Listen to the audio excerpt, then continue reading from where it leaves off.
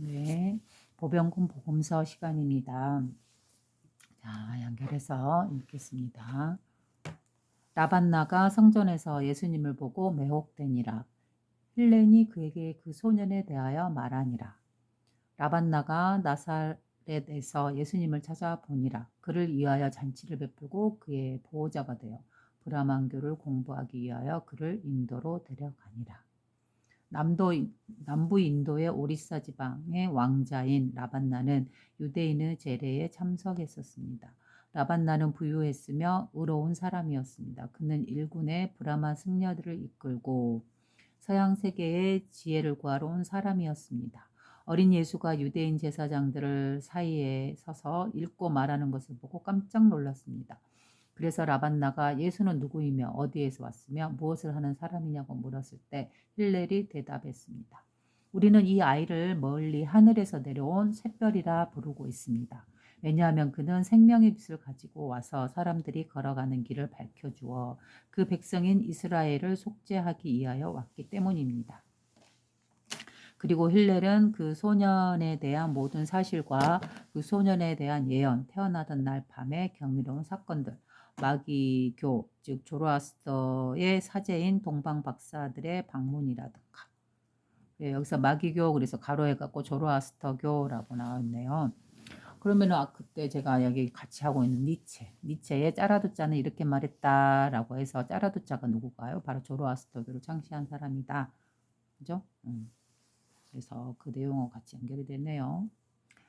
악인 헤롯 왕의 노여움으로부터 목숨을 보호하기 위해 애굽으로 피난한 일이며 지금 나사렛에서의 그의 아버지 요셉과 함께 몫으로서 일하고 있는 사실 등에 대하여 라반나에게 자세히 말해 주었습니다. 라반나는 이 이야기를 듣고 몹시 흥분하여 꼭 찾아가서 그와 같은 사람을 하나님의 아들로서 받들고 싶으니 나사렛으로 가는 길을 가르쳐 달라고 말했습니다. 그리하여 그는 그의 호화롭게 단정한 수행원의 무리를 이끌고 여행길에 나서서 갈릴리어 나사렛에 당도했습니다. 그는 그가 찾고 있는 사람이 사람의 아들들을 위하여 집을 짓고 있는 것을 알았습니다. 그가 예수님을 처음 본 것은 예수님이 12계단의 사다리를 올라가시면서 콤파스와 직각자, 도끼 등을 나르고 있을 때였습니다. 라반나는 소리쳐서 인사를 했습니다. 안녕하시오. 하늘에서 최고로 복받은 소년이여. 이어서 라반나는 마을의 모든 사람들을 여관으로 초대하여 대접을 했습니다. 예수님과 그의 부모님이 그 연회의 주빈이었습니다. 이로부터 수일 동안 라반나는 라미온 거리에 있는 요셉의 집에 손님으로 있으면서 그 아들의 지혜의 비밀을 배우려 하였으나 그것은 그로서는 도저히 감당하기 힘든 굉장한 것이었습니다. 그러나 그는 소년의 보호자가 되어 동양으로 데리고 가서 그곳에서 브라만교의 지혜를 배우게 하고 싶다고 말했습니다. 그래요. 여기는 라반나라는 그런 인도의 왕자가 등장해서 동양으로 예수님을 데려가시네요. 그러자 예수님께서도 가서 꼭 배우고 싶다고 소망했습니다. 그리고 그 후 며칠 뒤에 그의 부모님께서 승낙을 했습니다. 라반나는 무척 기쁜 마음으로 일행과 함께 동방을 향하여 여행길에 올랐습니다. 며칠 뒤에 신드강을 건너서 그들은 마침내 인도의 남부 올리사 지방의 왕자의 궁전으로 돌아왔습니다. 브라만 승려들은 그 왕자의 귀국을 환영했으며 유대 소년을 호의로서 받아들였습니다. 예수님께서는 자간나스 사원의 생도로서 입학했으며 자간나스 사원이래요. 거기에 생도로 입학했으며 여기에서 베다 경전과 마니 법전을 배우셨습니다. 베다 경전은 힌두교, 인도의 힌두교 경전이죠. 브라만 교회 선생들은 소년의 총기 어린 이해심에 놀랐으며 그가 그들에게 법전의 의미를 설명해 줄 때 종종 감탄에 맞지 않았습니다. 여기서 보면 예수님의 가르침이 결국은 뭐예요? 브라만교죠? 마니법전 이런 것들은 바로 그 인도의 그 불교가 태어나는 그 배경에 있던 힌두교 경전들이죠. 그래서 힌두교 경전과 불교의 경전의 내용이 거의 비슷한 내용이 많이 나온 이유도 이러해서 같은 곳에서 태어났기 때문에 그러하며 또한 예수님께서도 어때요? 이 인도라는 베다 경전이라는 걸 그런 걸 통해서 알고 깨우치고 깨달았기 때문에 이 예수님의 가르침과 부처님의 시타르타, 고타마 시타르타가 가르치는 가르침과 서로 다를 수 있겠어요? 다르지 않겠죠. 그 근원에서 가서 만나보면 같은 이 하나의 진리를 이야기하고 있다라고 볼 수 있는 것이죠. 그죠? 이런 식으로 그 말씀의 시타르타, 고타마 시타르타 부처님의 가르침과 예수님의 가르침이 서로 표현하고 있는 언어는 다르지만 그러나 그 이면의 뜻은 서로 통하고 있다. 왜? 같은 베다 경전과 같은 인도의 그 동양고전, 그죠? 부처님의 불교의 가르침 또는 힌두교의 가르침 이러한 것들이 서로 보이지 않게 깊은 내면의 바탕에 뿌리가 숨겨져 있다. 그죠? 그걸 그 하나의 의식을 하나의 진리에 대해서 다른 언어로서 각 종교에서 이야기하고 있을 뿐 그러나 그 이면에는 결국 같은 하나의 이 진리를 말하고 있다. 그죠? 브라만교의 선생들은 소년의 총기 어린 이해심에 놀랐으며 그가 그들에게 법전의 의미를 설명해 줄 때 종종 감탄에 맞지 않았습니다. 그래요. 부처님께서도 고타마 시타르타께서도 자기가 깨달음을 얻고 싶을 때 그 당시 인도의 힌두교 경전, 즉 힌두교를 가르치던 브라만 선생님들에게서 배웠겠죠. 그죠? 그래서 역시 예수님께서도 역시 여기 브라만교의 선생들로부터 배웠다. 배움이 있었다. 그러니 같은 이 진리를 배웠으니 어떻게요? 언어만 다를 뿐, 표현 방식만 다를 뿐, 서로 같은 말을 하고 있다라고 볼 수 있는 것이죠. 이렇게 보병공 보공서에서도 이렇게 그 서로 예수님과 부처님의 가르침이 다르지 않음을 그 까닭을 여기서 이렇게 이야기해주고 있잖아요. 같은 장소에서 인도에서 배우셨다, 두 분 다. 그죠? 예수님은 이렇게 그 라반나 왕자, 인도의 왕자에게서 데리고 와서 공부를 가르치게 했고, 그죠? 베다경전이나 마니법전. 그리고 예수님, 부처님께서는 인도에서 태어나셔서 인도의 그 고대 경전, 베다경전이나 이러한 힌두교 관련된 것을 공부를 하셨겠죠. 그죠? 예수님과 라마아스의 우정. 예수님께서 라마아스에게 진리, 인간, 권력, 이해심, 지혜, 구제, 신앙의 의미를 설명하시니라. 자간나스의 승려들 가운데서 자간나스는 바로 사원이죠. 인도의 사원. 자간나스의 승려들 가운데서 그 유대 소년을 사랑한 사람이 있었는데 그는 라마아스 브라마스로 알려진 스님이었습니다. 잠시만요.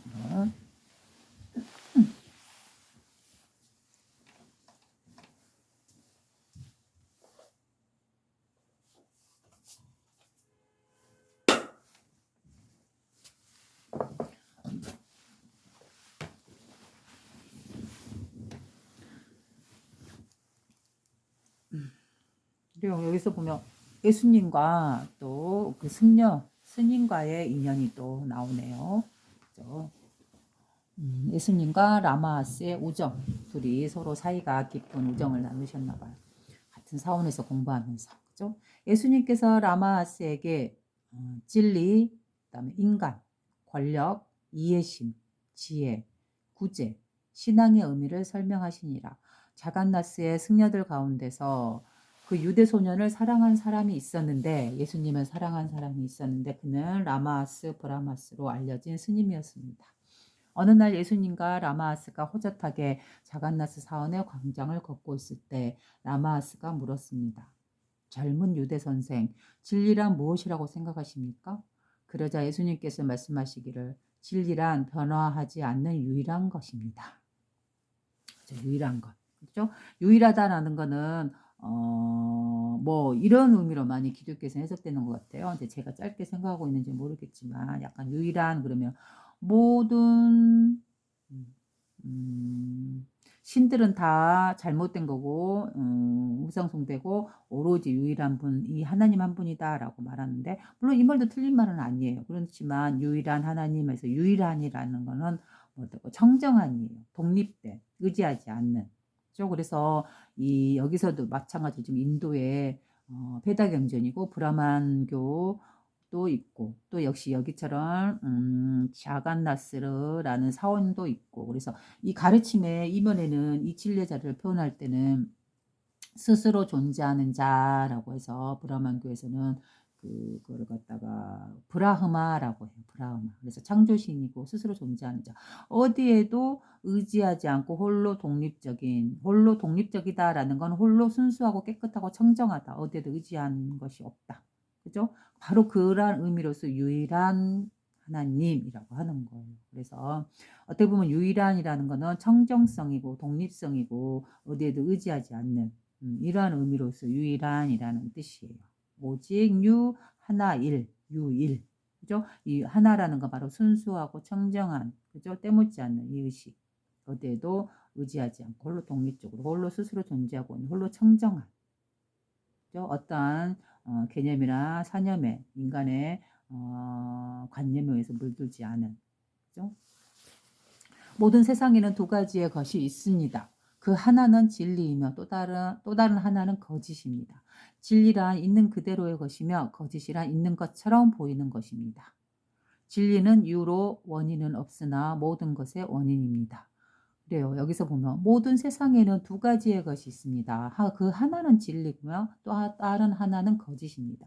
진리란 있는 그대로의 것이며 거짓이란 있는 것처럼 보이는 것입니다. 그래서 진리란 뭐다? 있는 그대로의 것이다. 그래서 있는 그대로라는 건 우리가 느끼면서 이렇게 보고 느끼고 경험하는 이 모든 거 있는 그대로인 것이지 거기에다가 어떠어떠하다라고 인간이 덧붙이면 인간의 생각으로 어떤 사상으로 덧붙이는 것 이것이 바로 있는 것처럼 보이는 것이다라고 말할 수 있어요. 그래서 진리란 있는 그대로의 것이다.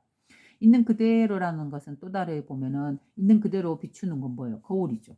거울은 있는 그대로 어떤 감정이 없이 인간의 감정이 개입되지 않고 옳고 그르다, 뭐 착하다, 악하다, 뭐 귀하다, 천하다, 그죠? 옳다, 틀리다 이러한 개념을 인간이 붙이는 거죠.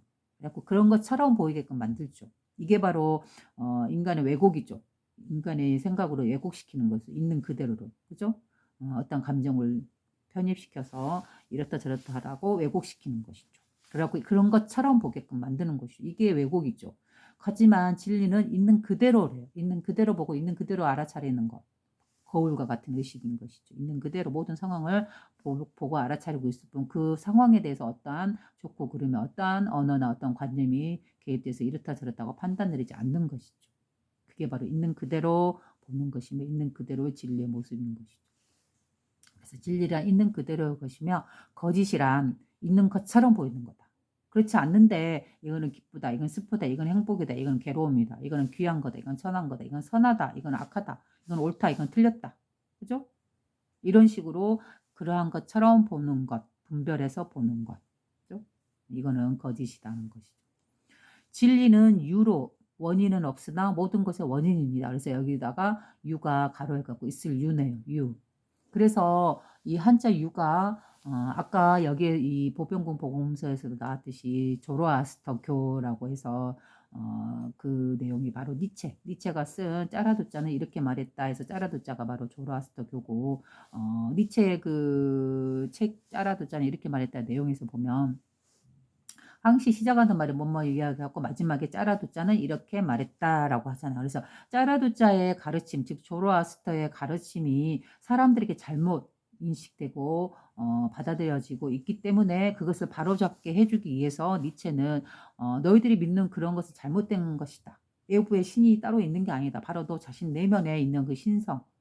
오히려 신이 너 자신 그 자체다라고 말하고 주체적으로 자신의 삶을 살아갈 것. 자신의 삶을 긍정하면서 살아갈 것이라고 살아가라고 말을 해주고 있잖아요. 그래서 니체의 표현으로 의하면 이런 말이 나와요. 이 진리의 자리를 표현할 때 그 끝이 없는 저 무한한 유라는 그런 언어를 써요. 니체가. 그래서 그 말은 또 달리 말하면 신이라는 이 단어를 그렇게 말한 거고 또 그 단어는 바로 뭐다? 진리를 드러내는 말이다. 그죠? 저 무한한 유. 그죠? 그 한계가 없는 무한한 있음유. 그는 무엇이 있다는 거죠? 바로 이 성품, 이 하나의 의식. 그죠? 이것이 있다라고 말하는 것이겠죠. 그래서 또 그래서 진리는 유로 원인은 없으나 모든 것의 원인입니다. 그죠? 그 자체에 스스로 존재하고 있기 때문에 그 자체로서는 원인은 없어요. 이유도 모르겠고 없어요. 그러나 그 모든 만물의 모든 생명의 그 모든 움직임의 우주 만물의 움직임의 모든 것의 원인이 된다. 뭐가? 진리가. 바로 그러한 모든 것의 원인으로서. 그죠? 그 자체의 진리 자체의 원인은 없으나 어떻게 태어났는지 어떻게 생겨났는지 그 진리를 있게 한 원인은 없으나 그러나 모든 것을 탄생하게 하고 운영하고 생로병사를 일으키는 바로 모든 것의 원인이 된대요. 진리가.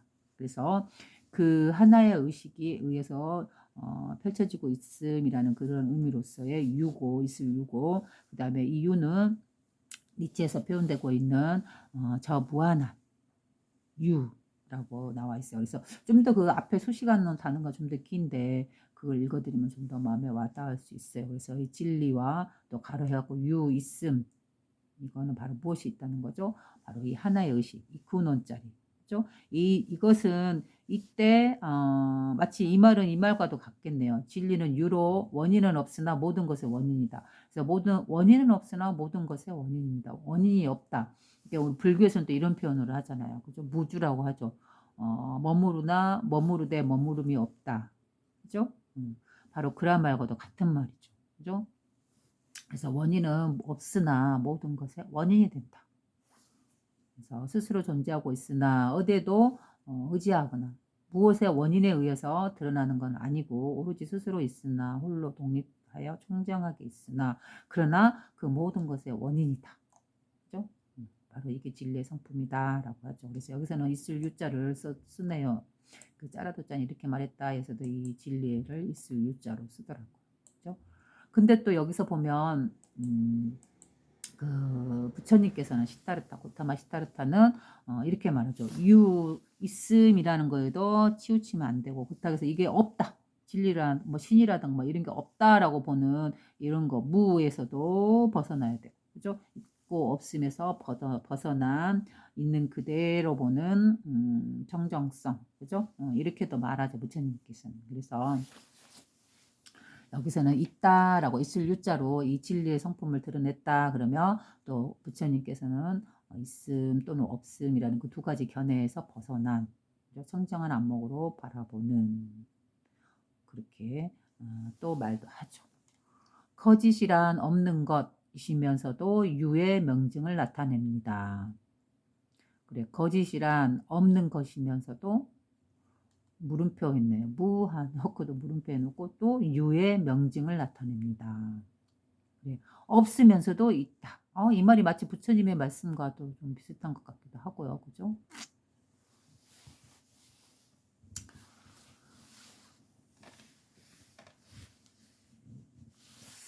그래요. 이 말은 조금 애매하네요. 해석 자체가 거짓이란 없는 것이면서도. 여기서는 진리는 유다, 있습니다. 이 하나의 의식이 있다라고 말해서 이건 진리다. 그래서 유다고 표현했는데 그 반대의 무라는 말이라는 의미로서 나온 것 같아요. 그래서 거짓이란 없는 것이다. 라고 없음 무라고 표현했네요. 그래서 무이면서도 또 유의 명증을 나타냅니다. 유의 명증을 나타낸다. 유의 유를 증명한다. 이렇게 말하는 것. 이미 만들어진 것은 무엇이든지 없어지기 마련입니다. 시작한 것은 끝나지 않으면 안 됩니다.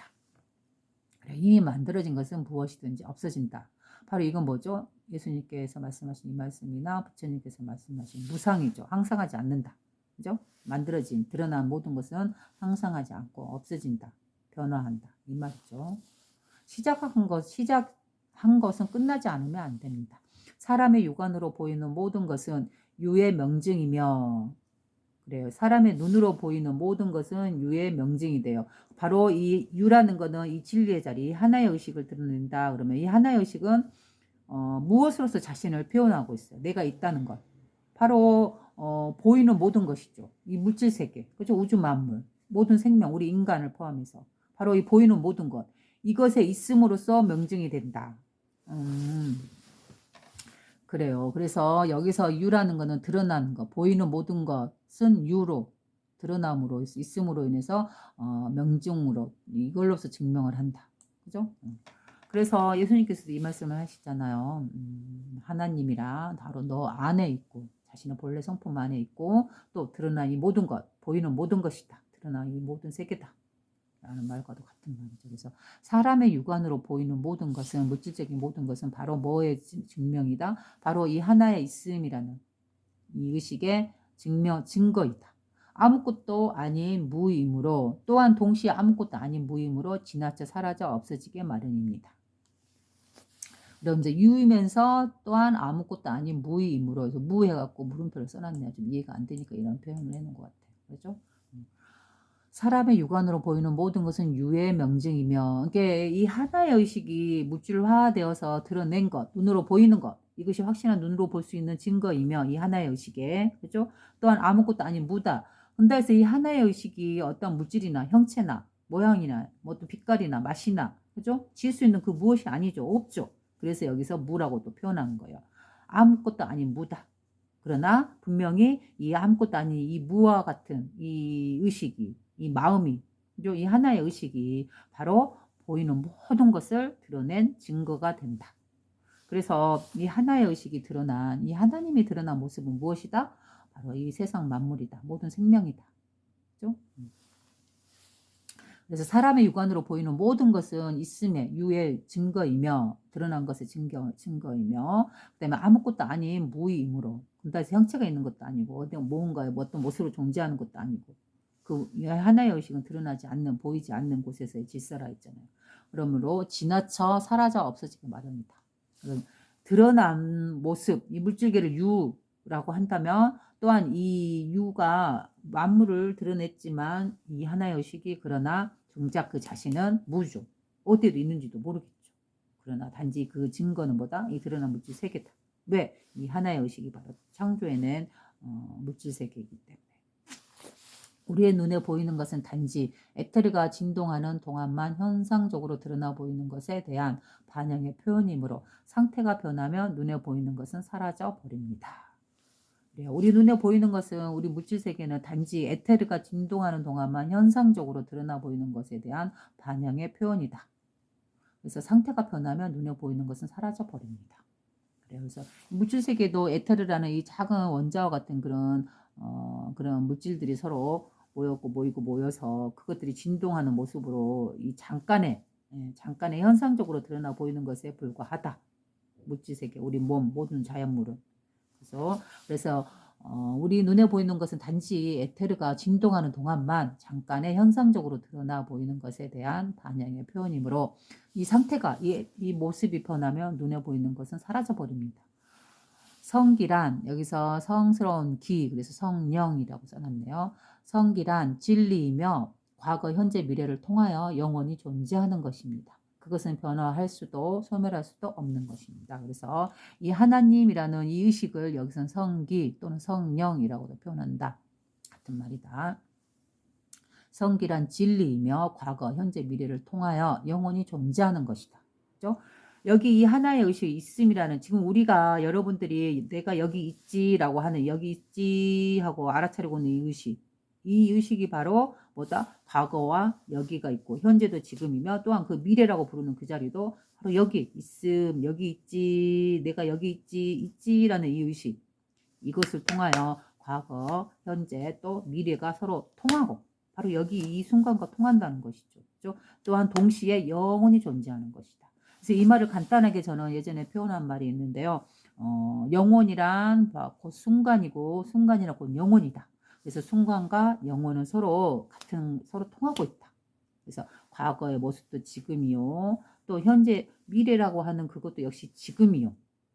이 현재와 이 현재성이 바로 이 순간이, 이 현재의 순간, 지금이라는 이 의식이 또한 동시성으로 영원하다. 그래서 이 마음자리, 이 의식, 이 순수 의식 자리, 이 자리는 부동의 자리고 시간과 공간을 초월한, 영향받지 않는, 시간과 공간에 영향받고 있지 않는 바로 현재 존재하고 있는 이 의식이다. 그죠? 우리가 딱 집중해서 지금 내가 여기 있지, 여기 있음, 내가 알아채려고 여기 있지라고 보는 이 의식, 집중해서 보고 있는 이 의식이 과거, 현재, 미래를 통하여 영원히 지금이지만 이 순간이 역시 영원하다라고 하는 거예요. 그러면 이 말은 결국 더 간단하게 하자면 어떻게 보면 우리는 뭐 1 년 12 달, 뭐 하루 24 시간, 뭐 365일 1 년, 그래서 1 년이 10 년, 100년 지났네 이렇게 생각하지만 어디까지나 이거는 우리가 만들어 놓은 어떤 관념에 의한 틀일 뿐인 것이지 실제로 진실한 모습은 뭐다? 어떻게 보면 시간이 없다라고도 볼 수 있는 것이죠. 시간이란 존재하지 않는다. 그 말을 과거, 현재, 미래가 통하여 영원히 지금 여기 있음이라는 의식에 존재하고 있는 것이다. 라는 것이죠. 그죠? 이 의식에서 봤을 때 이 시간을 초월한 이 있음이란 영원한 이 순간이자 영원인 이 자리에 이 의식에 딱 존재하면 어때요? 세상 만물은 과거, 현재, 미래를 생로병사하고 있지만 이 있음이란 이 자리, 부동의 영원한 존재성이 이 자리에 딱 앉아 있으면 어때요? 이것은 바로 뒤에 이어지네요. 그것은 변화할 수도 소멸할 수도 없는 것입니다. 그래요. 이 의식은 변화하지도 않고 또한 소멸하지도 않는다. 그죠? 바로 부동의식이다라고 하는 것이죠. 이 말은 결국 그 불교에서 말하는 그 말과 서로 똑같은 말이죠. 진리를 드러내는 이 성품을 드러내는 이 말이죠. 그죠? 그래서 라마스가 말했습니다. 잘 대답해 주셨습니다. 그럼 인간이란 무엇입니까? 그러자 예수님께서 말씀하시기를 인간이란 진리와 거짓이 이상하게 혼합된 것입니다. 예수님께서 인간이란 진리와 거짓이 이상하게 혼합된 것입니다. 인간이란 성령의 기운이 육체가 된 것으로 진리와 거짓이 그 안에 함께 결합하여 서로 어우러져서 투쟁하고 그럼으로써 무는 가라앉아 인간은 진리로서 남게 됩니다. 그래요. 여기서 보면 다시 한번 읽어볼게요. 성기란 진리이며, 그죠? 이 성기란 성령이며, 또한 이 성품자를 표현한 언어죠. 바로 하나님의 의식, 바로 있음이란 이 의식이죠. 우리 내면에 있는 순수 첫 번째 의식. 그래서 이거는 과거, 현재, 미래를 통하여 있고 서로 막힘이 없이 여기서 어디까지 과거고 여기서 어디가 현재고 여기서 저기까지는 미래다 이런 게 없다. 그냥 탁 튀어서 바로 지금 있음이라는 현재 존재하고 있음이라는 이 의식이다. 그죠? 그래서 과거, 현재, 미래를 통하여 벽이 없이 확 트여서 이 허공과 같이 통하여서 영원히 존재하는 의식이다.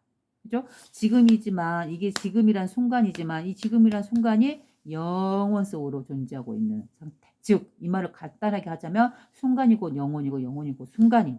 그죠? 구별이 없는 지금이라는 의식. 지금이라는 의식이 결국은 뭐다? 영원한 부동의 의식이다. 그렇게 치면 결론적으로 뭐다? 시간이란 없다. 시간이란 존재하지 않는다라고 볼 수 있는 것이죠. 그죠? 그래서 이 진리의 자리에서는 시간이란 존재하지 않고 또한 진리의 자리에서는 이것과 저것, 그죠? 지구와 우주가, 지구와 은하가, 나와 여러분이, 개체와 개체들이, 모든 생명들이 서로 떨어져 있는 게 아니죠. 이 하나의 의식에 서로 묶여서 하나로서 움직이고 영향을 주고받고 있는 것이죠. 그것이 마치 그물처럼. 하나의 그물이 서로 연결돼서 하나로 존재하고 있듯이. 그치? 바로 그래서 공간과 공간이 물질과 물질이 서로 분리되지 않고 오로지 하나의 의식에 의해서 서로 묶어서 한 덩어리로서 서로 영향을 주고받고 있다. 한 덩어리 하나의 의식에 의해서. 그죠? 그래서 이 하나의 의식의 자리에 앉으면 이 자리는 시간이 없는 부동의 움직임이 없는 자리다. 그것을 이렇게 표현하고 있다. 성령이란 진리이며 하나님이란 진리이며 성기란 성스러운 기란 진리이며 같은 말이죠. 과거, 현재, 미래가 서로 통하여서 서로 통하여서 탁 트여 있어서 이 의식은 영원히 존재하고 있다. 그것은 변화할 수도 또한 소멸할 수도 없는 것입니다. 즉 부동, 움직임이 없는 어떤 때가 묻지 않는 그죠? 과거, 현재, 미래라는 시간을 통하여서 이게 움직이고 들쑥날쑥하는 게 아니고 오로지 있는 그대로 그것은 변화하지도 않고 소멸하지도 않는 늘 있는 이 순수한 성령이기 때문에 그죠? 이 의식이 바로 뭐다? 우리의 정신으로서 내려와 있다. 우리의 성품으로서.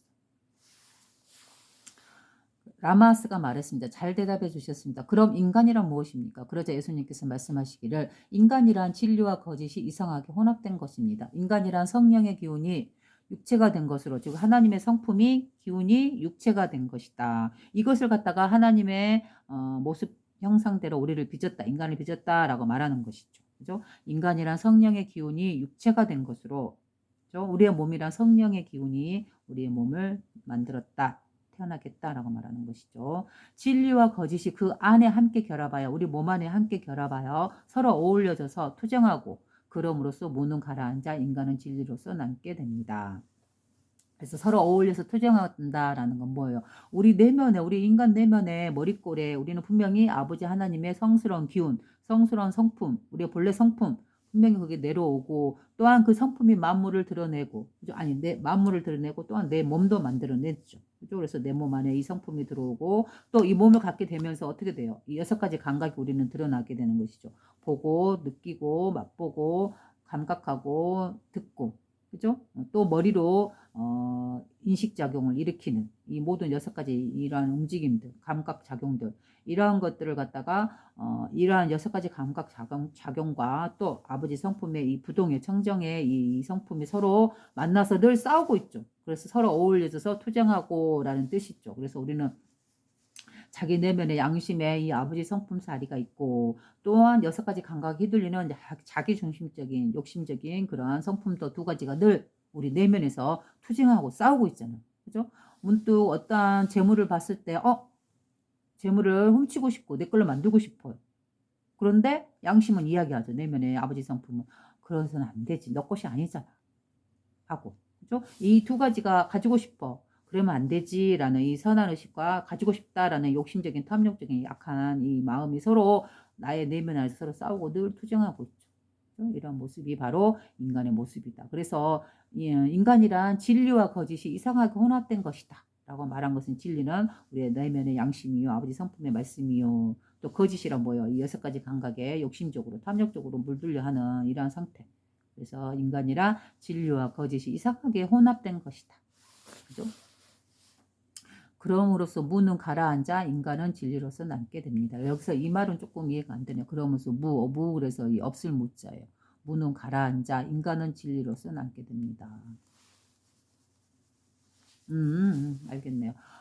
이 2가지 기운, 인간이란 성령의 기운이 육체가 된 것으로 진리가 거짓이 그 안에 함께 결합하여 서로 어울려서 투쟁하고 여기까지 아시겠죠. 그럼으로써 무는 가라앉아 인간은 진리로서 남게 됩니다. 아까서 무라는 건 뭐였죠? 거짓을 상징하는 것이었죠. 여기서 보면 거짓이란 없는 것이면서도 라고 해서 무, 그다음에 있음 유, 이거는 진리를 드러내는 측면에서 유라고 봤죠. 그래서 여기서 보면은 그럼으로써 무는 가라앉아 즉 거짓은 가라앉아 즉 이 6가지 감각이 아버지 성품인 진리와 거짓이 서로 투쟁하고 있는 모습 결국 투쟁하고 그러나 결국은 어떻게 된다? 무로써 소멸되고 가라앉게 된다. 즉 자신의 6가지 감각을 스스로 다스려서 가라앉게 된다. 없어지게 된다. 이런 의미죠. 그럼으로써 인간은 뭐만 남게 된다? 진리로서 남게 된다. 자신의 성품대로 아버지 성품대로 진리로서 남게 됩니다. 그렇죠? 그래서 우리 인간은 어디서 태어나는가? 어떻게 태어나는가? 인간이라 성령의 기운이 육체화된 것이다. 육체로 드러난 것이다. 만물이 그렇죠. 만물이 성스러운 기운이 만물을 창조하고 또한 우리 인간도 육체로 드러나게 하고 그럼으로써 진리와 거짓이 그 안에 함께 결합하여 진리란 아버지 성품이고 거짓이란 6가지 감각적인 작용인 것이죠. 그것이 함께 결합하여서 어울려서 늘 우리 내면에서 투쟁하고 싸우고 그러나 그렇게 함으로써 결국은 어떻게 된다? 이 투쟁하는 마음은 가라앉고 결국은 진리로서 자신의 성품으로서 드러나게 된다. 자신의 성품으로서 남게 된다라고 말하는 것이죠. 라마스가 다시 물었습니다. 힘에 대해서는 어떻게 생각하십니까? 그래서 예수님께서 말씀하셨습니다. 그것은 표현된 결과, 곧 힘의 결과로서 없는 것에 지나지 않습니다. 그것은 단지 환영일 뿐 그 이상의 것이 아닙니다. 힘은 변하지 않으나 파워는 에테르가 변화함에 따라서 변화합니다. 힘은 하나님의 의지이며 전능한 것입니다. 파워는 성령의 기운에 의하여 지도되어 표현되어진 하나님의 의지입니다. 바람에 파워가 있고 파도에 파워가 있으며 번갯불에 파워가 있고 사람의 팔과 눈에 파워가 있습니다. 에테르는 이와 같은 파워를 불러일으키고 엘로힘, 천사, 인간, 그 밖에 생각하는 것의 사상을 포스는 지도합니다. 힘은 지도합니다. 그리고 포스가 그의 일을 마치면 파워는 더 이상 없는 것입니다. 라마스가 다시 물었습니다. 그러면 여기서 다시 한번 들어가 볼게요. 라마스가 물었습니다. 힘에 대해서는 어떻게 생각하십니까? 이 힘이란 그런 말인 것 같아요. 기독교적으로 왜 아버지를 갖다가 표현할 때, 아버지 하나님을 표현할 때 힘, 권능 뭐 이렇게 표현하잖아요. 전지전능한 힘 이러한 거. 이 성품죄를 이렇게 표현하잖아요. 그 힘을 말하는 것 같아요. 힘에 대해서는 어떻게 생각하십니까? 지금 힘이란 이 하나의 의식의 작용이죠. 바로 그 작용적인 측면, 그것이 힘이라고 표현한 거죠. 힘. 왜냐하면 만물을 운영시키고 해와 달을 움직이고 지구를 자전시키고 은하를 돌리고 또 이 지상으로 내려오면 바람을 불게 하고 인간이 갖가지 생명을 숨을 쉬게 하고 꽃들이 꽃을 피우게 하는 이 모든 움직임, 작용들, 이것을 곧 하나의 의식의 힘이다, 파워다, 권능이다, 전지전능이다라고 표현하는 거죠. 그죠? 그것을 힘이라고 여기서 표현하고 있는 것 같아요. 곧 그것은 표현된 결과 곧 힘의 결과로서 없는 것에 지나지 않습니다. 이 파워, 힘이라는 건 전지전능한 것은 어떤 물체나 형체가 아니죠. 성스러운 기운이죠. 에너지죠. 그래서 그건 없다라고 드러나지 않는 것이기 때문에 무에 지나지 않는다라고 말하는 것 같아요. 곧 힘의 결과로서 없는 것에 지나지 않다. 그것은 단지 환영일 뿐 그 이상의 것이 아닙니다. 그래요. 이 하나의 의식이 작용하고 있는 그것은 에너지이고 기운이지 어떠한 물질적인 드러나 있는 건 아니잖아요. 아니죠. 그죠? 그래서 그건 환영이다라고 말하고 있는 것 같아요. 힘은 변하지 않으나 파워는 에테르가 변화함에 따라서 변화합니다. 그래서 여기서 변화한다, 환영한다, 환영이다, 그림자다, 헛것이다라고 말하는 건 여기서 파워를 말하는 것 같아요. 그죠? 힘 자체는 변하지 않으나라고 말하는 거 보면 이거는 성품짜리죠. 힘이라는 거는. 이거는 변하지 않고 부동의 자리죠. 그러나 파워는 에테르가 하나에 따라서 변화한다. 그래서 여기서 파워란 작용적인 측면인 것이죠. 이 하나의 이 근원적인 힘이 만물을 만들어내고 만들어진 이 만물은 바로 곧 에테르가 변화함에 따라서 변화하죠. 물질 세계는. 그래서 힘은 하나님의 의지이며 전능한 것입니다. 이 하나의 의식이라는 거. 그러나 파워는 성령의 기운에 의하여 지도되어 표현되어진 하나님의 의지입니다. 바람에 파워가 있고 파도에 파워가 있으며 번개불에 파워가 있고 사람의 팔과 눈에 파워가 있습니다. 그래요. 하나의 의식이 있다면 전능한 부동의 의식이 있다면 여기서 파생된 만물을 움직이는 이 힘, 이 파워 이것은 변화가 있다. 파도가 치더라도 높은 파도가 있고 낮은 파도가 있듯이 그죠? 이 파워에는 힘이 이 작용에는 분명히 변화가 있다. 그죠? 같은 힘, 파워, 그래서 같은 의미라고 보지만 그렇지 않다. 힘은 부동의 근원의 의식이다. 그러면 파워는 여기 근원의 의식에서 파생되어서 움직이는, 작용시키게 하는 이 힘이다. 이거는 크게 나타날 때도 있고 세세하게 나타날 수도 있고 그 변화가 있죠. 에테르는 이와 같은 파워를 불러일으키고 엘로힘, 천사, 인간 그 밖에 생각하는 것에 사상을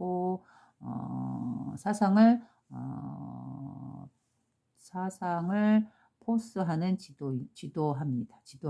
이게 작용하게끔 지도한다. 그리고 포스가 그의 일을 마치면 파워는 더 이상 없는 것입니다. 네. 당연히 그 힘이 포스가 바로 힘이죠. 힘, 부동, 아버지의 성품짜리 그게 일을 마치면 더 이상 파워는 없다. 당연하죠. 이 파워는 이 작용의 측면인 것이니까 이 근원의식이 그죠? 이게 말을 복잡하게 했는데 이거 간단하게 표현하면 이거예요. 바로 힘은 권능은 부동이고 아버지 성품이고 이 성품이 만물을 움직이는 힘, 작용하는 힘 그것은 파워다. 이것은 언제든지 변화가 있다. 그죠? 크고 높고 넓게 또는 좁게 또는 크게 또는 약하게 이런 식으로 만물에 영향을 주고 있죠. 라마스가 다시 물었습니다. 예지력에 대해서는 어떻게 생각하십니까? 예수님께서 말씀하시기를 예지란 인간이 이것을 토대로 삼아 그 이외에 자기 자신을 세우는 바위입니다. 유와 무, 진리와 거짓을 가려서 알아내는 영혼의 직관입니다. 예지란 뭐다? 예지력, 영혼의 직관이다. 그렇죠? 예지란 인간이 이것을 토대로 삼아 그 이외에 자기 자신을 세우는 바위이다. 바위. 변하지 않는 부동의. 그죠? 그것이 바로 뭐다? 직관이다. 영혼의 직관이다. 그것은 유와 무, 있음과 없음, 진리와 거짓을 가려서 알아내는 영혼의 직관입니다. 예지는 저급한 자의 본질을 알아내고 인간 자신의 파워를 감지합니다. 그래요.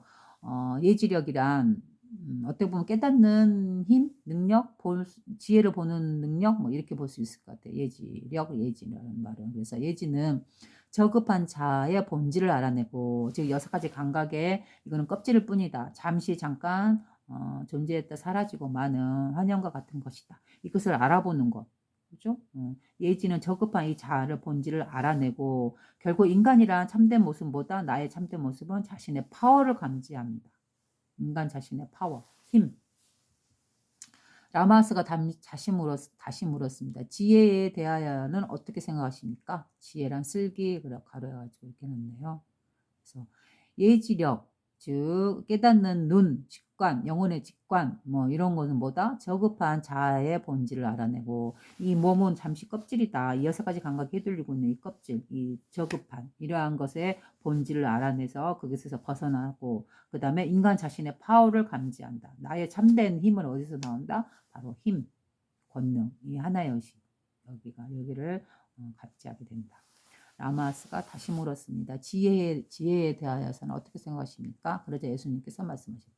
그것은 인간이 참다운 존재라는 것, 하나님과 인간이 하나라는 것을 의식하는 것입니다.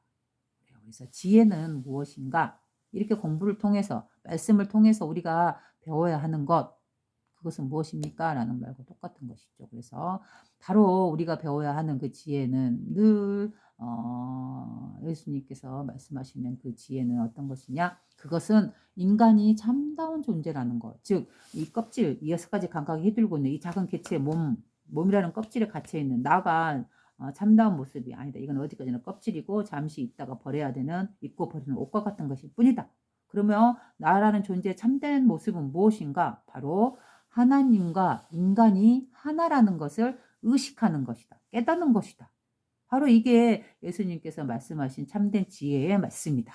라고 말하고 있죠. 하나님과 인간이 하나라는 것, 둘이 아니다. 하나라는 것을 의식하는 것이다. 그래서 여기서 하나님이라 뭐예요? 자기 내면에 신성한 이 성품인 것이죠. 우주 만물을 주지하는 그 권능의 이 성품 자리, 하나의 의식의 자리. 이 의식이 바로 인간을 몸을 갖고 태어나게 만들었으며 이 의식이 우리 인간의 내면에 머리꼬리에 내려 들어와서 우리의 정신을 담당하고 있는 것이죠. 그래서 하나님과 인간이 하나라는 것을 의식하는 것이다. 아는 것이다. 깨닫는 것이다. 그게 바로 참된 지혜다. 그죠? 그래서 우리는 겉으로 보면은 나라는 존재는 이렇게 작고, 그죠?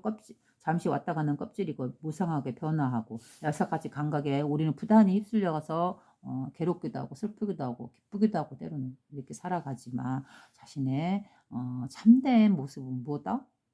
그것은 바로 인간이 참다운 존재이며, 참다운 존재는 무엇이냐? 바로 하나님의 성품과 인간이 같다. 하나라는 것을 의식하는 것입니다.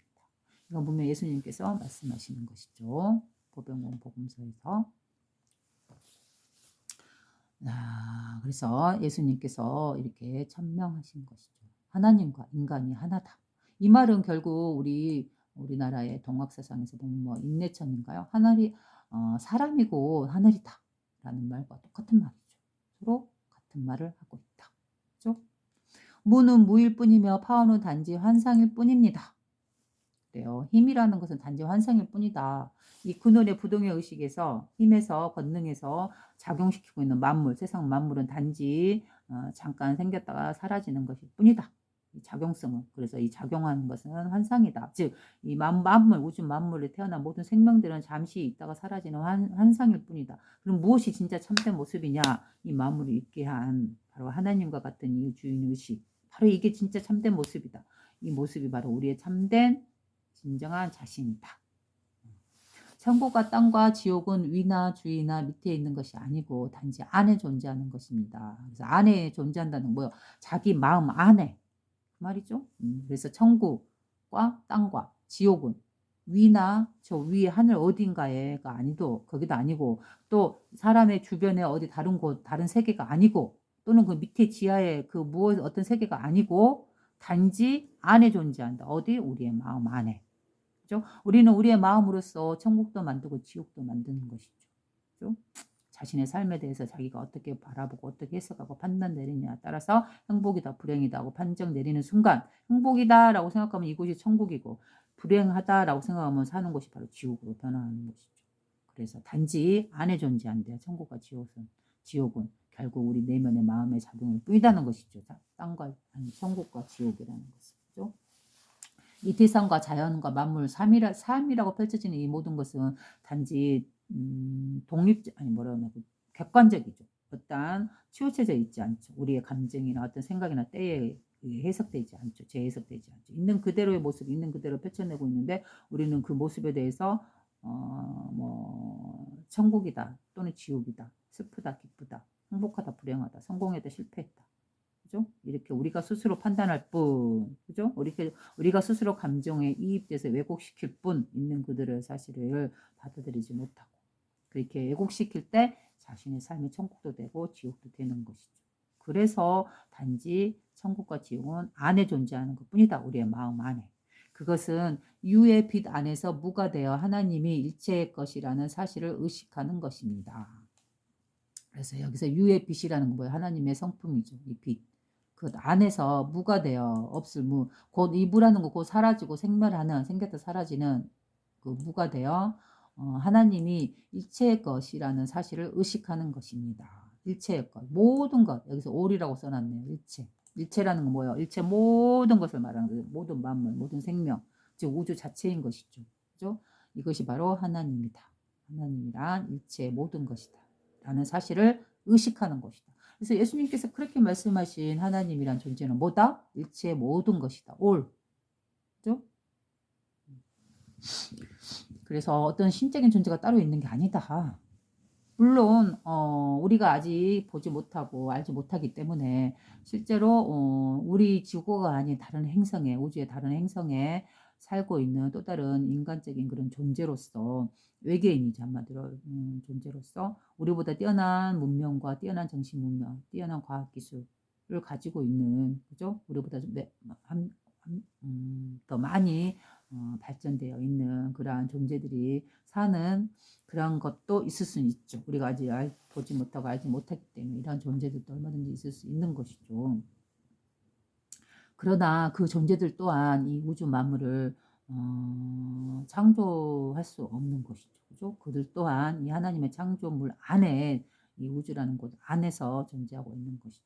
그죠? 그래서 오직 모든 생명의 그 모든 것, 그죠? 일체 모든 것 그것이 바로 뭐다? 하나님이다.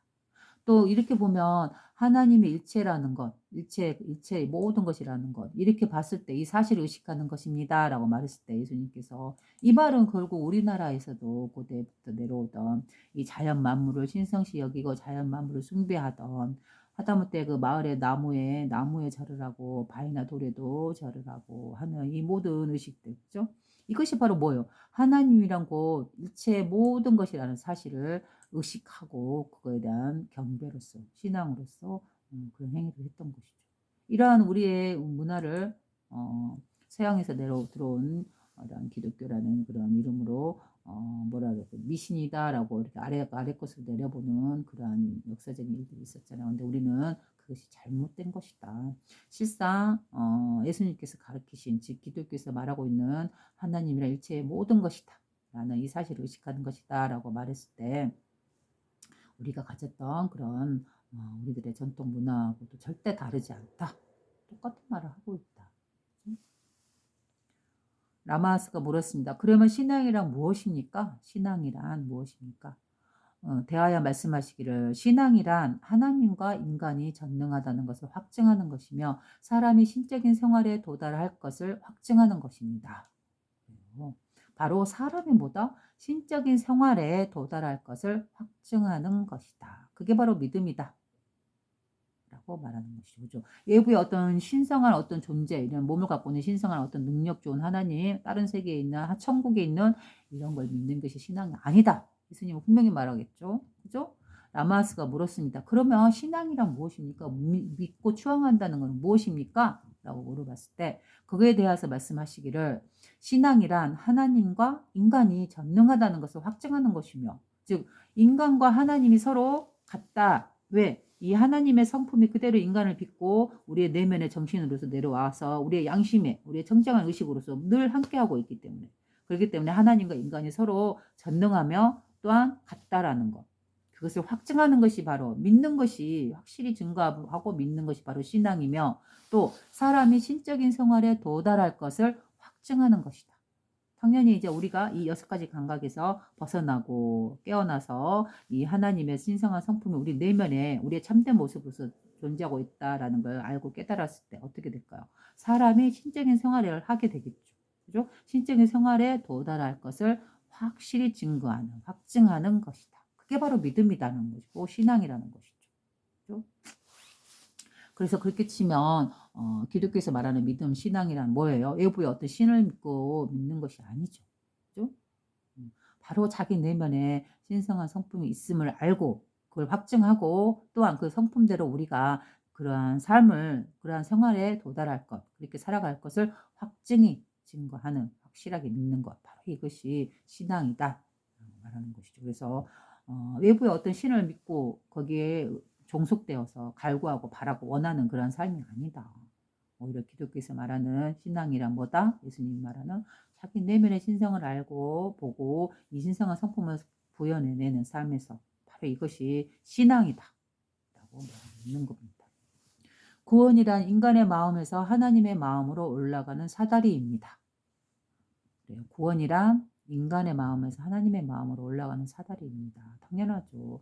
구원에는 3개의 계단이 있습니다. 첫 번째 사다리가 믿음인데 이것은 아마도 사람이 진리라고 생각하는 것을 대상으로 하는 것입니다. 다음 단계가 두 번째 계단은 신앙이니 이것은 인간이 진리가 무엇인지를 아는 것입니다. 마지막이 세 번째 단계에서는 완성입니다. 이것은 인간 자신이 바로 진리라는 사실을 깨닫는 것입니다. 그래요. 여기서 말씀하시잖아요. 예수님께서 이것은 인간 자신이 뭐다? 바로 진리 그 자체다는 것, 즉 하나님 자체라는 사실을 깨닫는 것입니다. 바로 이러한 내용들 때문에 이런 보병공 복음서가 사람들에게 알려지지 못하고 결국 이렇게 2000년이 넘는 지금에 와서야 이렇게 대중들에게 읽히게 되는 이유가 되는 것이죠. 바로 인간 자신이 진리라는 거, 하나님이라는 거, 그렇게 숭배하고 찬양하는 그 대상이 바로 인간 자신이다라고 말을 했을 때 그 사람들이 얼마나 믿지 못하고, 그죠? 또한 알고 충분히 이해하면서도 자신들의 목적이나 탐욕을 위해서 이거를 숨기고 없애고, 그죠? 그래서 어떠한 신이라는 존재를 따로 만들어서 뭔가 잘못하면 죄를 받고 뭔가 뭐 자기들의 욕심을 위해서 이 신을 이용해서 사람들을 장악하고 재물을 빼앗고 탈취하는 인간을 대상으로 하는 이러한 행위들을 위해서 이러한 사실을 숨겼겠죠. 그래서 그 뭐죠? 나가 한마디 경전이라든가 그죠? 예수님의 가르침에 초기 가르침이 묻어나는 진실하게 드러나 있는 그런 경전들을 외경이다. 이건 정경이 아니다고 빼버리는 그 이유가 뭐겠어요? 바로 이러한 것들 때문인 것이죠. 인간 자신이 바로 진리라는 사실을 깨닫는 것인데 부처님께서는 아니 예수님께서는 부단히 이 말을 제자들에게 가르쳤고 사람들에게 가르쳤죠. 너가 바로 하나님이다라고 말하. 너 안에 있는 그 성품을 깨달아라. 빛의 성품, 아버지 성품을 이렇게 말하고 늘 하셨죠. 근데 이렇게 말했을 때 과연 그 말을 제대로 이해하는 사람들도 드물었을 것이며 심지어 이제 예수님의 12제자 중에서도 이 말을 믿지 못하고 또 깨닫지 못한 사람들도 있었잖아요. 근데 이제 비록 또 알고 깨닫고 그 있는 그대로를 아는 어떤 성직자라든가 어떤 뭐 그 시대의 뭐 이렇게 종교인이라든가 이런 사람들이 할지라도 그들의 목적이 따로 있었다면 탐욕적인 목적이 당연히 숨겼겠죠, 이 말들을. 그래서 나가한마디 경전이 그렇게 숨겨져서 그 사막의 뭐 어디 동굴 속에 갑자기 발견되는 그런 일이 있었잖아요. 그러면서 드러나고 나왔는데 왜 그렇게 숨겨졌는가, 감춰졌는가에 대해서는 바로 이런 내용들이죠. 그죠? 이것은 인간 자신이 바로 진리라는 사실을 깨닫는 것입니다. 이러한 말을 사람들에게 알려고 싶지 않았던 것이죠. 그러면 자기 스스로 인간 스스로 독립적으로 자부심을 가지고 이렇게 살아가게 될 텐데 그러한 것을 막아버린 것이죠. 그러한 행위들이 바로 나가문의 경전을 숨기고 감추고 또 이런 보병공 복음서 또는 탈무드 임마누엘 이러한 것들이 쉽게 우리가 읽혀지지 못했던 것들이겠죠. 그리고 정경에서 제외돼서 외경이다라고 쳐버린 바로 그러한 이유인 것이죠. 다시 읽어볼게요. 구원이란 인간의 마음에서 하나님의 마음으로 올라가는 사다리입니다. 그래, 구원이다. 구원이란 뭐다? 인간의 마음에서 6가지 감각이 휘둘리는 이 마음에서 하나님의 마음으로 올라가는 사다리 돼요. 하나님의 마음으로 우리가 변화되는 그 중간 매개체. 바로 그게 구원이다. 구원에는 3개의 계단이 있습니다. 첫 번째 계단이 믿음인데 이것은 아마도 사람의 진리라고 생각하는 것을 대상으로 하는 것입니다. 그래서 첫 번째는 믿음이래요. 이 하나님의 마음으로 올라가는 사다리가 3개가 있는데 계단이 3개가 있는데 그 첫 번째가 뭐다? 믿음이다. 그래서 우리는 이 믿음 그러면 그 하나님이라는 존재가 외부에 있고 그죠? 어떤 다른 천상에 있고 천국에 있고 그러면서 우리 인간에게 죄와 벌을 내리는 이러한 존재가 아니죠. 이러한 믿음이 아니죠. 잘못된 믿음이죠. 그죠? 예수님께서는 인간 자신이 바로 진리고 너 안에 있는 성품이 바로 하나님의 성품이다. 이거를 깨달아라라고 말한 것이죠. 그러니 외부의 어떤 신이 아니죠. 자기 내면의 신성을 보라는 것이죠. 이게 바로 믿음이다. 믿음이란 제대로 된 지혜를 통해서 믿음을 가져야 한다. 그 다음 2번째 단계가 신앙이니 역시 믿고 우러러 보는 것이니 이것은 인간이 진리가 무엇인지를 아는 것입니다. 그래요. 진리란 무엇인가 라고 했을 때 진리란 뭐다? 바로 자기 자신이다. 자신 내면에 있는 성품이다. 이걸 아는 것이다. 마지막이 완성입니다. 3번째 단계. 이게 완성이 돼요. 이것은 인간 자신이 바로 진리라는 사실을 깨닫는 것입니다. 그래요. 우리는 이렇게 몸을 갖고 이렇게 6가지 감각을 갖고 살아가는 대상으로 태어났지만 우리 몸을 있게 한 것은 뭐였어요? 아까 성스러운 기, 성기, 성령, 바로 아버지의 그 하나의 의식. 여기서 우리는 창조되고 빚어지고 우리의 정신으로 이 성품이 내려와 있다. 라고 했잖아요. 그러니 우리는 뭐예요? 바로 진리 그 자체죠. 그죠? 그래서 예수님께서는 우리 내면에 이 신성을 갖고 있는, 우리 내면에 있는, 그죠? 이 의식을 갖다가, 라고도 말을 했지만 또 이 의식이 펼쳐낸 성전이 무엇이냐? 성전. 바로 우리 인간의 몸을 또한 성전이라고 표현했어요. 왜? 바로 이 하나의 의식이, 이 성기가, 성스러운 영이 바로 인간을 빚고 인간의 정신으로서 내려와 있기 때문에 바로 이렇게 말을 할 수 있는 것이죠. 그래서 마지막은 완성입니다. 이것은 인간 자신이 바로 진리라는 사실을 깨닫는 것. 이것이 바로 완성이다. 3개의 계단의 마지막이다. 그렇죠? 믿음은 신앙에 젖어 없어지며 신앙은 완성 속에 사라집니다. 그리고 인간은 그 자신이 하나님과 같은 생활에 도달하여 그 자신과 하나님이 하나가 되었을 때 구원을 받게 되는 것입니다. 그래요. 그래서 진정한 구원은 어떻게 이루어진다? 인간은 그 자신이 하나님과 같은 생활에 도달하여 그 자신과 하나님이 하나가 되었을 때 구원을 받게 된다. 바로 이것이 바로 진정한 구원인 것이죠. 그죠? 자기 내면의 성품을 보고 하나님과 같은 이 신성이 자기 내면에 있음을 보고 그 성품대로 자신의 삶에 도달할 때, 자신의 삶이 구현되고 살아갈 때, 그럴 때 그 자신과 하나님이 하나가 되고 그럴 때 바로 사람은 구원을 받게 되는 것이다. 그죠? 결국은 구원이란 뭐예요? 어떻게? 어떤 메시아나 예수님이 와가지고 구원해 주는 걸까요? 아니죠. 메시아나 예수님이나 부처님이나 뭐 어떤 이 성품자리에 대해서 너의 성품을 보아라라고 말해줄 수 있어요. 그러나 그것을 믿고, 그죠? 이렇게 자신을 성품대로 완성을 이끌어내는 것, 자신의 삶에서 구해내는 것, 그것은 자기 자신의 힘과 자기 자신의 판단과 자기 자신의 믿음과 자기 자신의 노력에 달려 있는 것이죠. 그래서 결국 구원은 누가 하는 거예요? 어떤 외부의 누군가가 해주는 게 아니죠. 자기가 자기를 구원하는 것이죠. 이게 진정한 구원이죠. 누군가가 와서 자기가 못하는 일을, 여러분들이 못하는 일을 누군가가 와서 해결해 준다?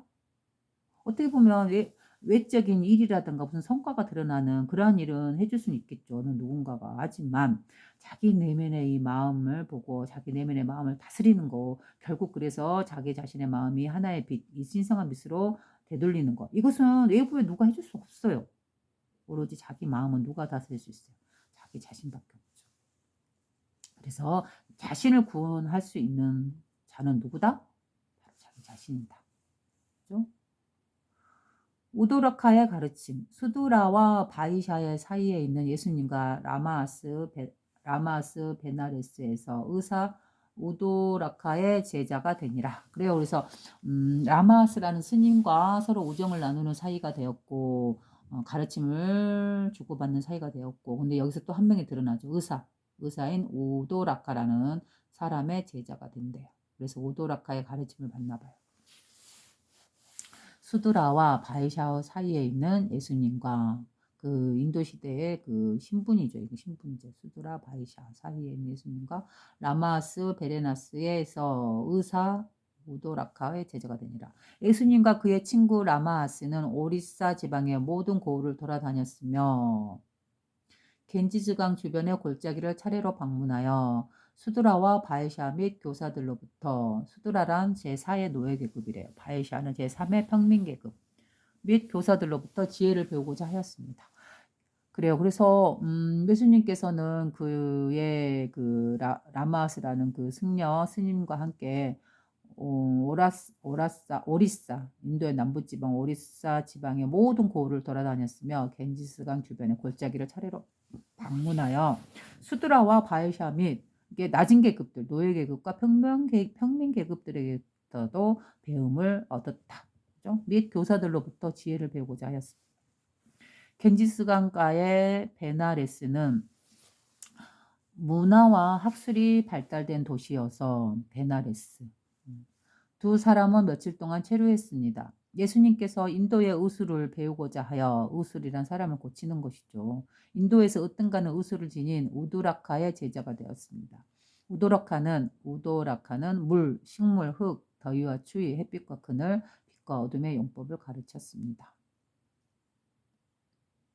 그가 말하기를 자연의 법칙은 건강의 법칙입니다. 이러한 자연의 법칙에 따라 사는 사람은 결코 병에 걸리는 법이 없습니다. 이러한 법도를 어기는 것이 죄이며 죄를 지은 사람은 병에 걸리게 됩니다.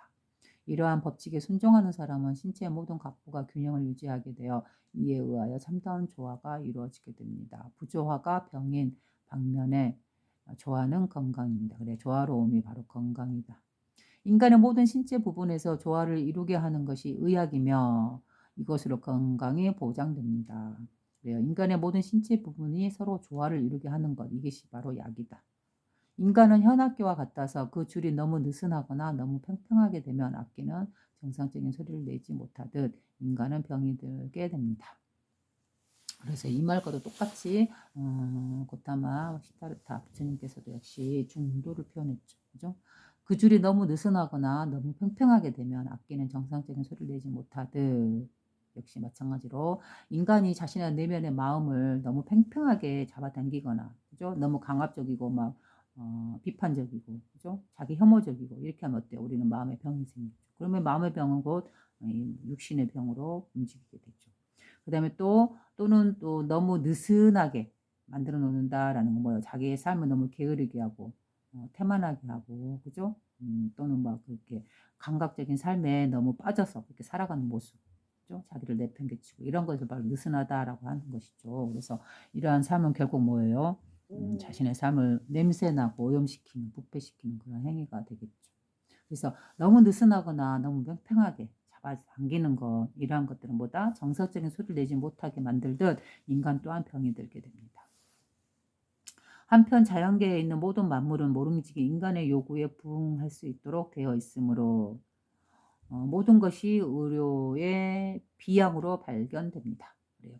자연에 있는 모든 것들은 바로 인간에 맞게끔 인간에게 필요한 약으로 발견된다. 만일 인간의 현악기가 고장이 나면 자연계의 광대한 범위 안에서 무언가 치료의 수단이 발견되어 육체의 온갖 질환에 대한 치료법이 나오게 마련입니다. 물론 인간의 의지는 최상의 의학이므로 의지를 강하게 작용시키면 사람은 유한된 줄을 팽팽하게 당길 수도 있고 너무 팽팽한 줄을 느슨하게 유한시킬 수도 있어서 스스로의 능력으로 병을 고칠 수가 있습니다. 그래요. 인간의 의지는 세상의 약이다. 그죠? 그래서 의지를 강하게 작용시키면 사람은 유한된 줄을 팽팽하게 당길 수도 있고 또는 느슨하게 유한시킬 수도 있어서 스스로의 능력으로 병을 고칠 수가 있다. 사람이 하나님과 자연과 자기 자신을 믿을 수 있는 경지에 도달하게 되면 전능의 거룩한 말씀을 알게 됩니다. 이 말씀은 모든 상처의 진정제가 되고 생명의 모든 병을 치료하게 됩니다. 사람이 하나님과 자연과 자기 자신을 믿을 수 있는 경지에 도달하게 되면 그래요. 그래서 이 하나님이 어디 무엇이다 했어? 자연 그 자체다 했잖아요. 그리고 또한 자기 내면에 신성의 곧 하나님이다 했잖아요. 그래서 이렇게 서로 통하고 있다는 것.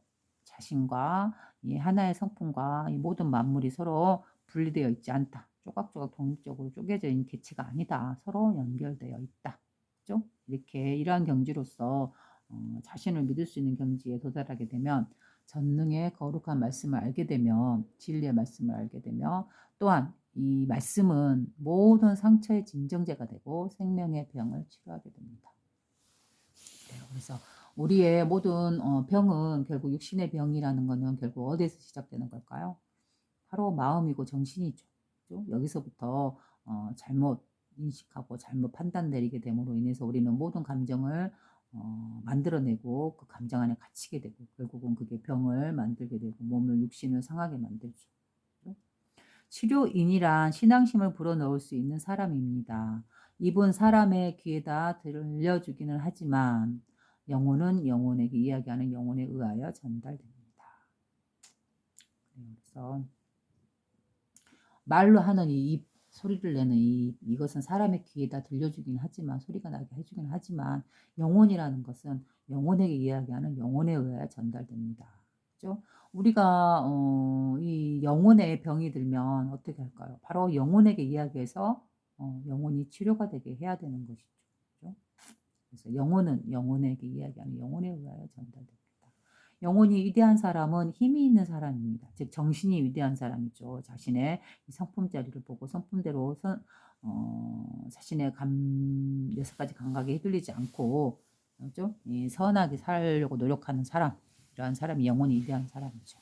영혼이 위대한 사람은 힘이 있는 사람입니다. 그러한 사람은 다른 사람의 영혼 안에 들어가 희망이 없는 사람에게 희망을 불어넣어주며 하나님, 자연, 인간에 대하여 믿음이 없는 사람에게 믿음을 심어줍니다.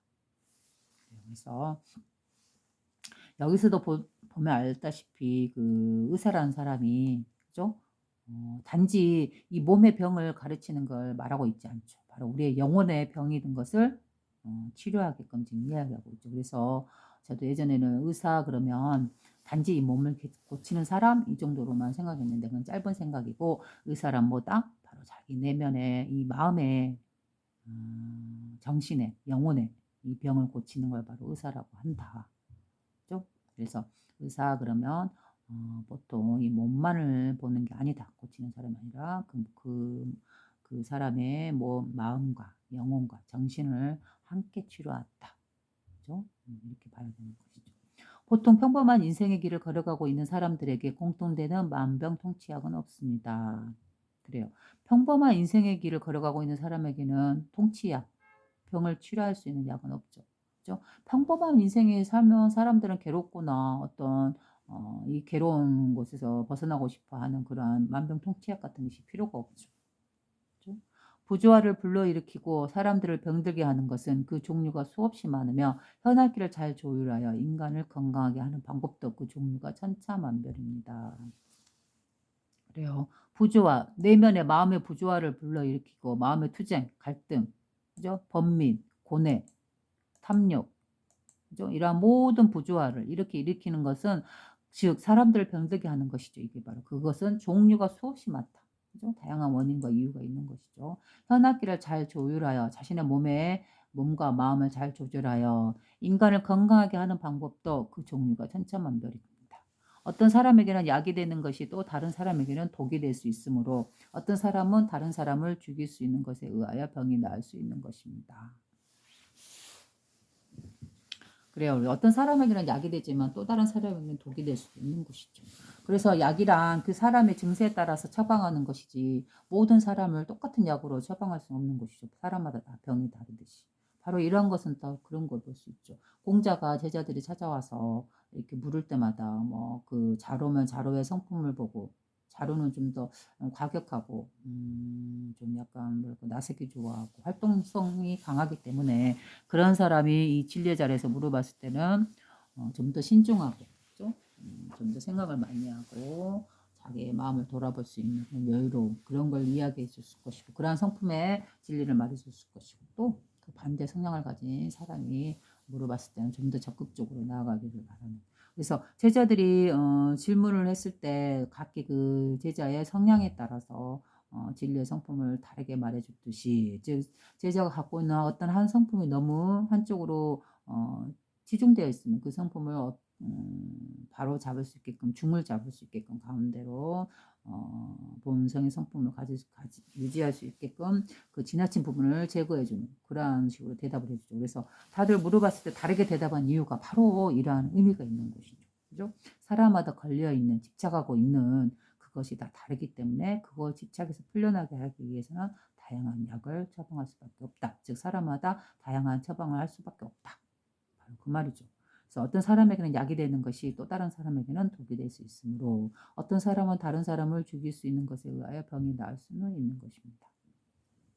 어떤 풀잎은 A라는 사람은 고칠 수 있는 약초가 될 수 있으며 한 모금의 물이 B라는 사람의 병을 고치고 산에서 부는 미풍이 절망적으로 여겨졌던 사람은